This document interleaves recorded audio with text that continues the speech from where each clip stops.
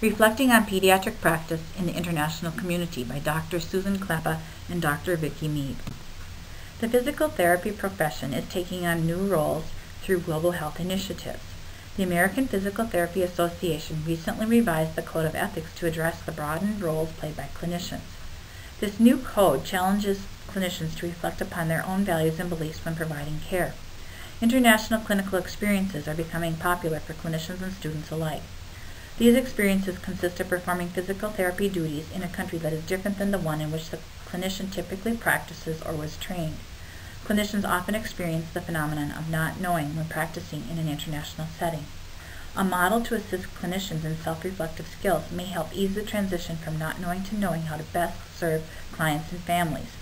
The purpose of this presentation is to illustrate the need for clinicians to stop, reflect, and consider their own values and beliefs as they seek to provide care in the United States or a new international community.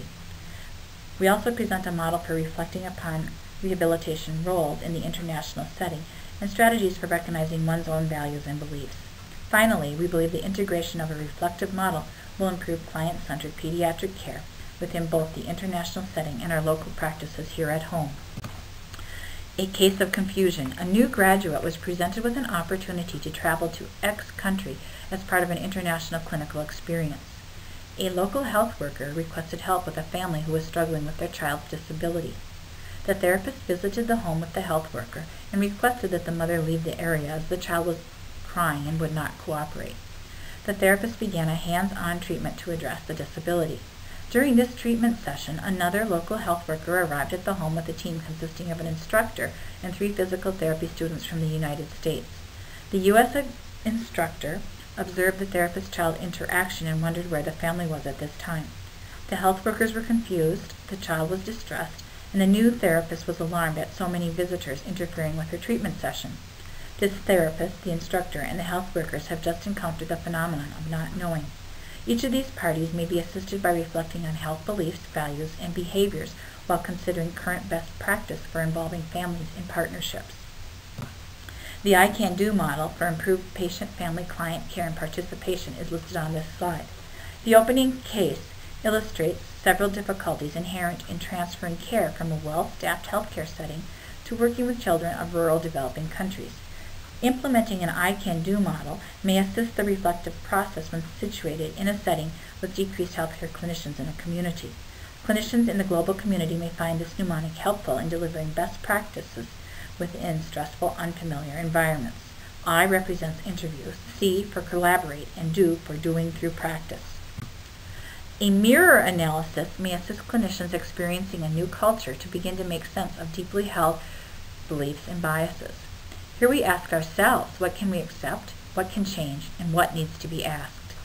Wondering about the unknown and seeking answers from others on their worldviews and health beliefs assists the transition to knowing.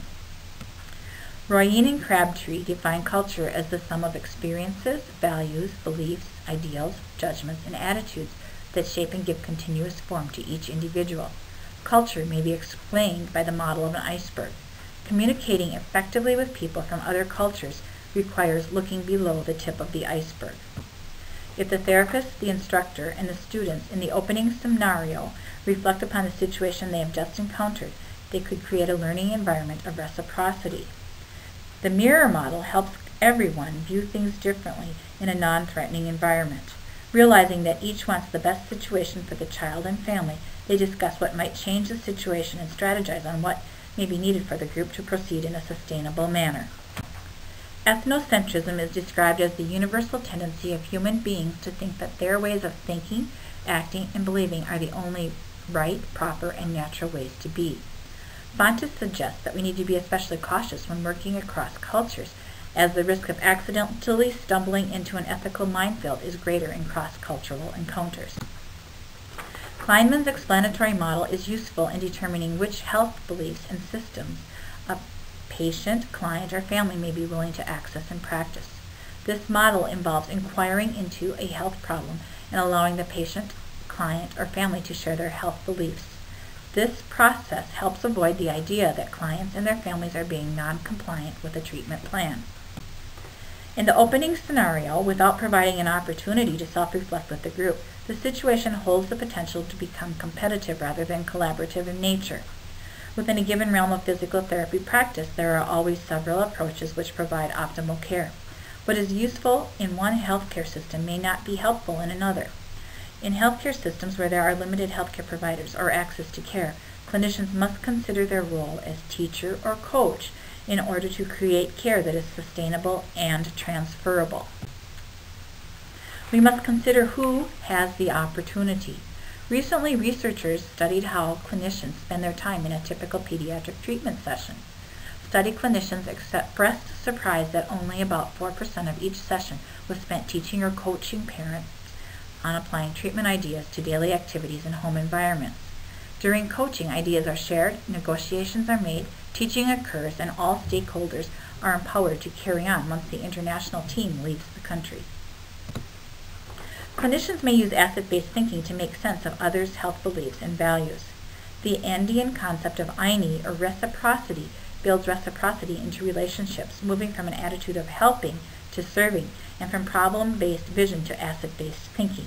When concepts are put into practice, we empower others to become co-collaborators with us in the rehabilitation process.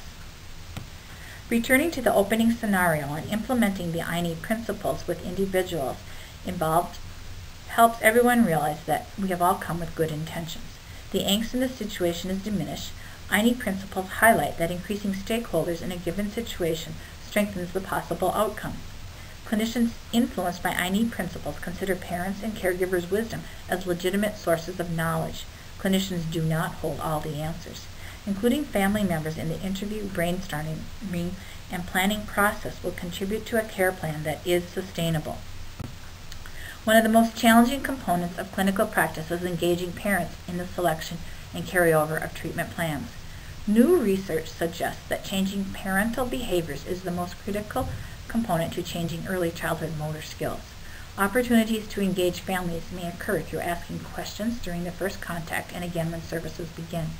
Screening is an excellent opportunity for this first engagement. Screening using a clinician's professional judgment without standardized tests is only about 50% accurate in determining who may have a disability. Evaluating only one system, such as motor milestones, doesn't focus on child and family strengths. Opportunities for who and what to practice to enable abilities are then lost. In contrast, tests which gather information from parents can assist in determining what parents think and want. Glasgow suggests that parent estimations, comparing their child to others of the same age, and parental concerns answer many questions from standardized assessment tools and are valid methods for clinical practice.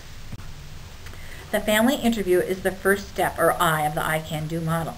In the transition from not knowing to knowing, the therapist gathers information to begin to answer the question, who is this child? The evaluation is a process of discovery. 3 questions: what does your child do best? Do you believe in practice? And what is most difficult for your child at this time form the foundation for joint planning with the family. A final interview question, how do parents spend their typical day, helps frame concerns and routines within each cultural environment. Once the information has been assembled, the therapist and parents and team discuss what the information may mean for this child and this family in this country in their particular part of the world. The second step of the I-can-do model is collaboration. Collaboration requires that both the therapist and family see the child through the same lenses. Comparing a child's ability with their current age helps families understand how difficult change may be for their child. Discussing the major area of difficulty with the family mentioned in the interview will assist in starting with a focused plan. Starting at the point parents are most concerned will ensure their willingness to address this area at home. Practice is considered the crucial component in early acquisition of a new motor skill. Families have the greatest opportunity to influence the amount of practice that an individual will have in the environment in whatever country they are situated. The interview and collaborative discussion allow the therapist to link evaluation results to the step parents have described as most important for their child. Parents' information on daily routines will highlight opportunities for movements to be dovetailed into existing activities throughout the day. If the therapist does all the movements directly with the child, sustainable changes that may have occurred with the therapist's hands will be non-existent once the therapist leaves the village. Families who help determine what will be practiced and given a chance to learn exactly what to do with the therapist present will respond, yes, we can do this. Discovering daily tasks in which the parents are already helping their children provides an excellent starting place to blend movement into daily life. Observe for transitions between positions, particularly lying to sit and sitting to stand. Teach family members to notice, then coach the child to become independent with each transition. Transitioning to a teaching role requires clinicians to willingly inquire into the thinking and reasoning of others in a non-threatening, collaborative manner. Valuable treatment time is then spent in discussion as a critical element in service delivery and allows the team to develop sustainable strategies which empowers families. Let's revisit the introductory case and clear confusion. The therapist, instructor, and students from the United States all reflect upon the situation they have just encountered. They step back from the situation and ask themselves how they are feeling and why. They begin a discussion on their perceptions of what they have witnessed. Each person shares the expectation of what they believe was supposed to occur. They also share their own health beliefs and biases using the mirror analysis model. The lack of family partnership in the rehabilitation process is also discussed. As the group realizes they have common goals, they become comfortable trying to work together and decide to include the family in the interview. When the mother of the child returns, the entire team begins a family interview. This process is the first step or the interview. The family asks if the new group of students and instructor would like to be part of the planning process for the home program. The family agrees and the group listens to the interview and then breaks into small groups to discuss possible solutions with the instructor's coaching. After 15 minutes, the instructor and class regroup. The instructor offers 3 suggestions which were developed by the student groups. The family, health visitors, therapists, and instructors all discuss the pros and cons of each idea. This is the C, or collaboration step, of the I Can Do model. The family finally selects the idea they think will work best in their home. The therapist models teaching the family members the specific handling skills needed as the child tries the activity. Once the family says, yes, we can do this, everyone is thanked for their input, and the therapist closes the visit with pictures of the family and the child doing the activity. That is the third step or do stage of the model. In summary, practitioners must reflect on their work by asking difficult questions. What is the focus of our interventions? Are we ensuring that families are the decision makers? Are we promoting sustainability? Does our input impact quality of life? Is there participation, and by whom? We have presented a reflective model for engaging clients and families in the international practice setting. Background information on recognizing health beliefs, behaviors, and ethics allows families to successfully transform their pediatric approach into a sustainable effort. Using a reflective process is important for ensuring sustainable interventions.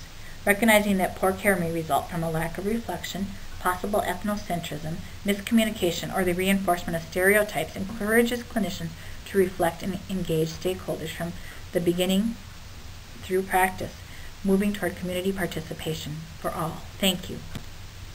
Our references are listed on the following slides and will be furnished upon request.